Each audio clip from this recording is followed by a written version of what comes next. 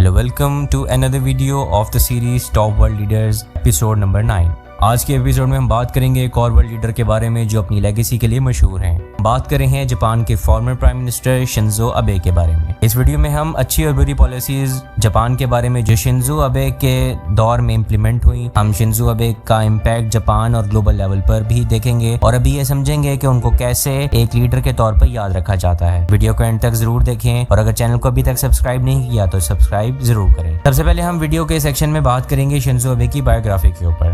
Shenzhou ابے 21 September 1954 کو Tokyo Japan میں پیدا ہوئے. وہ جاپان کے لانگسٹ سرونگ پرائم منسٹر رہے, پہلی دفعہ 2006 سے 2007 تک اور پھر 2012 سے 2020 تک. شنزو ابے کا پولیٹیکل کیریئر بہت زیادہ اثر ڈال چکا ہے جاپان کی گلوبل سٹینڈنگ پر. ابینومکس کے نام سے اکنامک ریفارمز, ان کی ڈیفنس پالیسی فوکس اور فورن ڈپلومیسی جاپان کے لیے کافی امپورٹنٹ رہے ہیں. آج کل ابھی اپنی ہیلتھ ایشوز کی وجہ سے پولیٹیکل سینیریو سے دور ہیں, لیکن ان کا نام جاپان کی ماڈرن پالیٹکس میں ہمیشہ یاد رکھا جائے گا. 2022 میں ان کی اسیسینیٹڈ نیوز نے پوری دنیا کو ہلا کر رکھ دیا, لیکن ان کا اثر ابھی بھی جاپان کی پالیسیز میں محسوس کیا جاتا ہے. اب ویڈیو کے سیکشن میں ہم بات کریں گے ان کی گڈ پالیسیز جس سے جاپان کو بہت فائدہ ہوا, جسے ابینومکس کے طور پہ یاد رکھا جاتا ہے. شنزو ابے نے اپنی لیڈرشپ کے دوران ابینومکس انٹروڈیوس کیا جو جاپان کی اسٹینڈرڈ اکانومی کو ریوائیو کرنے کے لیے 3 پلرز پر مبنی تھا: مانیٹری ایزنگ, فسکل اسٹیمولس اور اسٹرکچرل ریفارمز. یہ ریفارمز نے جاپان کی اکانومی کو بہت حد تک اسٹیبلائز کیا اور گلوبل کمپیٹیٹیونیس کو بڑھایا. ان کا کردار اسٹرینتھنگ ڈیفنس اور فارن ریلیشنز میں بھی بہت امپورٹنٹ تھا.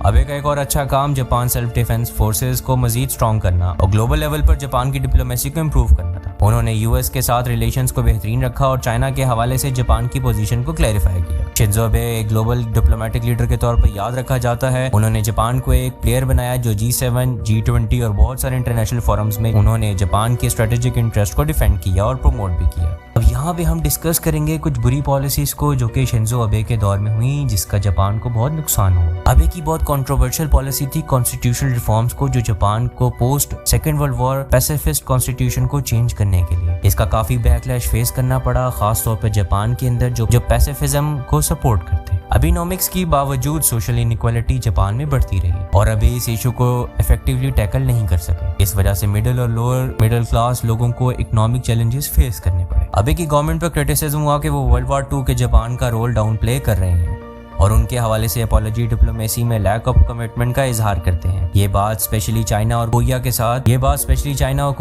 جاپان کے ریلیشنز کو ٹینڈ دیتی ہے. اب ویڈیو کے سیکشن میں ہم بات کریں گے شنزو ابے کے گلوبل انفلوئنس کے بارے میں. ابے کی لیڈرشپ کے دوران جاپان نے ایک گلوبل پلیئر کے طور پر دنیا میں اپنا لوہا منوایا. وہ یو ایس جاپان الائنس کے سب سے بڑے حامی رہے اور انہوں نے ایشیا میں چائنا کے انفلوئنس کو بیلنس کرنے کے لیے کافی ڈپلومیٹک اسٹریٹجیز کو پرسو کیا. ان کی foreign policy initiative especially Indo Pacific strategy کو دنیا بھر میں اپریشیٹ کیا جاتا ہے. فیوچر میں شنزو ابے لیول کا لیڈر جاپان کو لیڈ کر سکتا ہے؟ یہ ایک سوال ہے جو ٹائم کے ساتھ جواب پائے گا. تو دوستو یہ کہانی تھی شنزو ابے کے جاپان کی کہ ایک ایسے لیڈر جو اکنامک ریفارمز, ڈیفنس پالیسیز اور گلوبل ڈپلومیسی کے لیے یاد رکھا جائے گا. کیا آپ کو لگتا ہے کہ شنزو ابے نے جاپان کو صحیح ڈائریکشن میں لیڈ کیا یا انہیں کچھ اور کرنا چاہیے تھا؟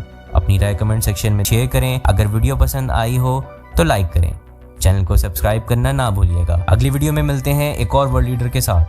تب تک کے لیے اپنا خیال رکھیے گا. خدا حافظ.